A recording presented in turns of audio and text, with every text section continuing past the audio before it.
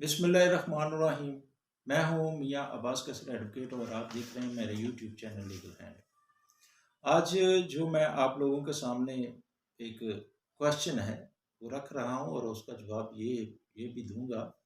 क्या है कि क्वेश्चन ये है कि ऐसा शख्स जिसके खिलाफ उसकी वाइफ ने मेंटेनेंस का अपने या अपने बच्चों का मेंटेनेंस का दावा दायर किया और वो डिग्री हो गया, तो आया कि जब वो डिग्री हो गया तो वो उसका जो शोहर है, हस्बैंड है, वो पेड करता है या नहीं करता। अगर वो नहीं करता पेड तो उसके लिए क्या सजा है, क्या तरीक़ेकार है।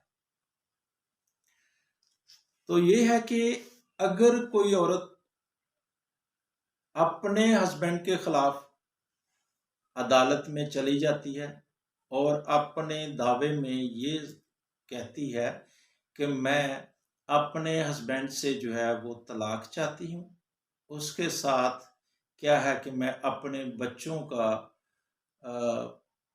खर्चा मेंटेनेंस चाहती हूँ।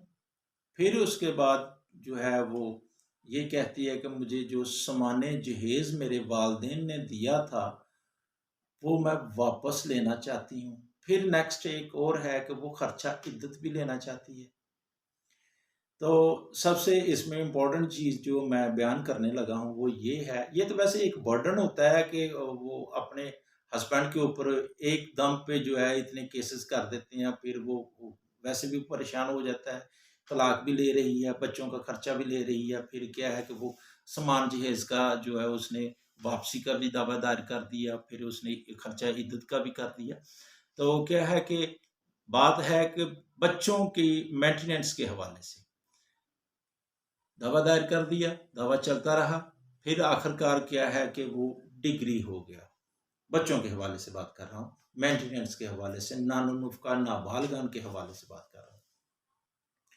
जब वो डिग्री हो जाता है तो क्या है कि अदालत की तरफ से जब डिग्री होता है तो फिर डिग्री के बाद फिर अमल दरामद होता है उस डिग्री पर।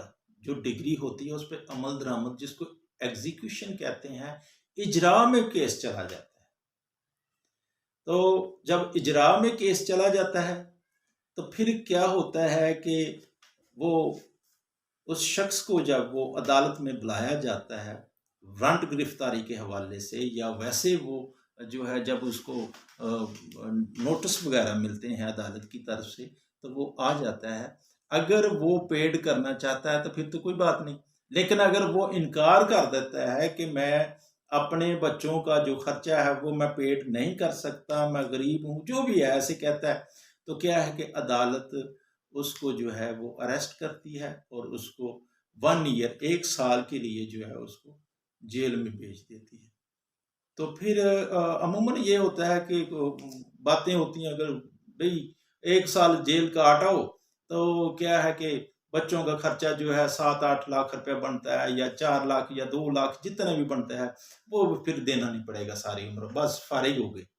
नहीं भई, आप फारिग नहीं हो सकते। अगर आपकी कोई प्रॉपर्टी है उस शख्स की, तो फिर अगर वो नहीं पेड करना चाहता तो फिर तो ये चेंज हो जाएगा सिस्टम कि उसकी प्रॉपर्टी को अटैच किया जाएगा। क्या है कि अटैच मीन्स कुर्क किया जाएगा, उसकी प्रॉपर्टी की नीलामी हो जाएगी, बजरिया अदालत उसको कुर्क किया जाएगा, फिर उसका जितना वो बच्चों का खर्चा बनता है वो उस बच्चों को खर्चा मिलेगा। अगर उस शख्स की अपनी प्रॉपर्टी कोई नहीं है, इमूवेबल प्रॉपर्टी नहीं है, मूवेबल प्रॉपर्टी मीन्स कोई गाड़ी वगैरह भी हो सकती है, तो क्या है कि उसकी प्रॉपर्टी है ही नहीं है, वाकया उसकी अपनी जाती कोई चीज़ नहीं है, तो फिर क्या है कि अदालत उसको जो है 1 साल के लिए उसको जेल भेज देगी। तो फिर क्या है कि आया कि वो शख्स जब 1 साल जेल काट कर आता है, तो क्या ऐसी सूरत में वो शख्स जो है वो 1 साल के बाद बरी-ओ-ज़िम्मा हो जाता है? बच्चों के खर्चे के हवाले से, मेंटेनेंस के हवाले से, जो नानो-नुफ़्का है, उस हवाले से वो बरी-ओ-ज़िम्मा हो जाएगा।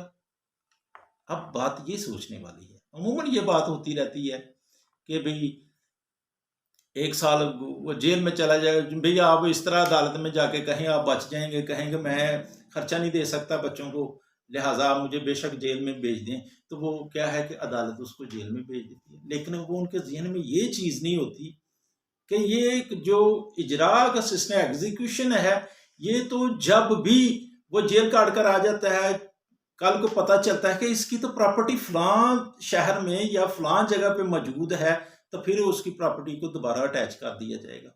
या वो कल को वो प्रॉपर्टी खरीदता है, वो किसी प्लाट की सूरत में, किसी मकान की सूरत में, क्या है, या कोई गाड़ी खरीदता है, जब यूं ही उनको पता चलता है, उसकी वाइफ को पता चलता है, उसके नोटिस में आता है, तो क्या है कि वो फौरन एग्जीक्यूशन दोबारा एक्ट में आ जाएगा, दोबारा उसी तरह क्या है कि उसकी जो प्रॉपर्टी है वो उसको अटैच किया जाएगा। इससे साबित ये हुआ कि जो मेंटेनेंस है, नाबालगन माइनर बच्चे जो हैं, उनका जो खर्चा है, नानो नुफ़्का है, वो किसी भी सूरत में माफ़ नहीं हो सकता। तो सबसे इम्पोर्टेंट तो बात ये है कि ऐसी नौबत हमें लानी ही नहीं चाहिए। और बच्चों का भी कोई कसूर नहीं होता कि पेरेंट्स जो हैं वो बच्चों से पूछकर तो नहीं अलहदा होते।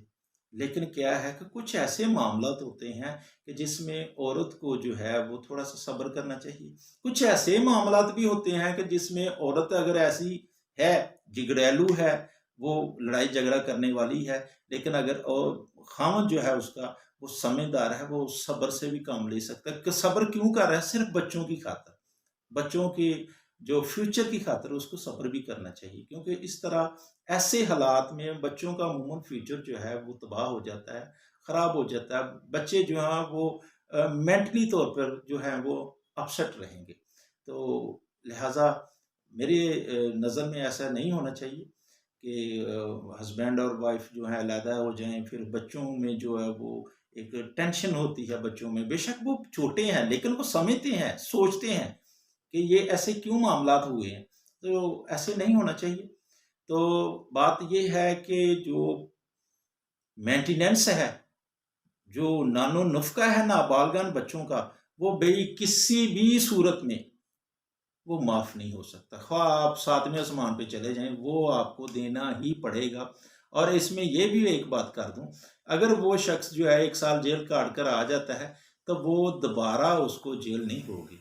लेकिन जब भी पता चला कि उसने प्रॉपर्टी वो क्या है परचेज़ की है, या उसकी प्रॉपर्टी का पता चल गया कि उसकी प्रॉपर्टी फलाँ जगह पे मौजूद थी या है, तो क्या है, वो तो फ़ौरन अटैच हो जाएगी, कुर्क हो जाएगी, उसकी नीलामी हो जाएगी, वो उसको सेल आउट अदालत की तरफ से कर दिया जाएगा और बच्चों को वो खर्चा ज़रूर मिलेगा।